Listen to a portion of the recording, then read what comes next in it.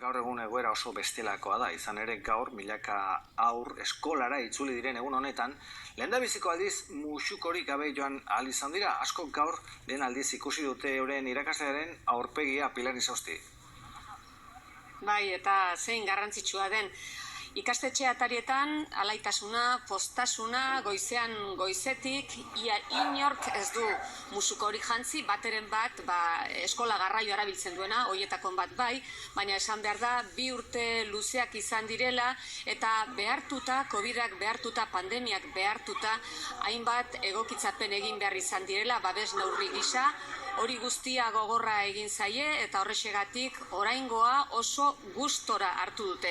Errenterian gaude Koldo Mitxelena Institutoan, baina ibili gara baita Donostian Axularren eta Zornotzan Lauaxetan ere. Eta antzeko irudiak dira. Gaur jendea hurbilago irakasle, ikasle eta baita gurasoak ere hurbildu daitezkelako, musukorik gabe, askatasun sensazioarekin. Irribarrea agerian iritsi dira Axular Lizeoko ikasle asko ikastolara. Maskarillarik gabe etorriko naiz, ez da gustatzen maskarilla.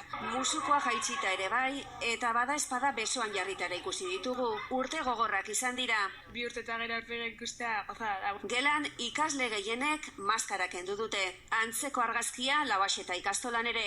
Autobus zen aukendut jantzita irten naizenan kalera kendu dut eta gero etorri naizena. Izanesko gogoak, zain, potxoloa diretan txikitxoa.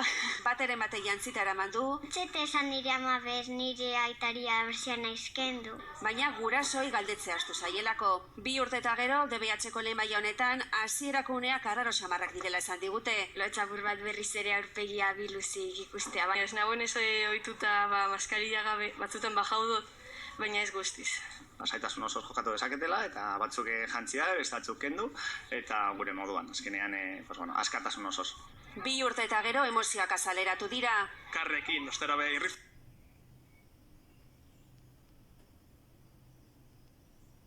Farreak ikusi alizatea eta gestoak ikusi alizatea guztiz, postasuna ematen duen egun bada.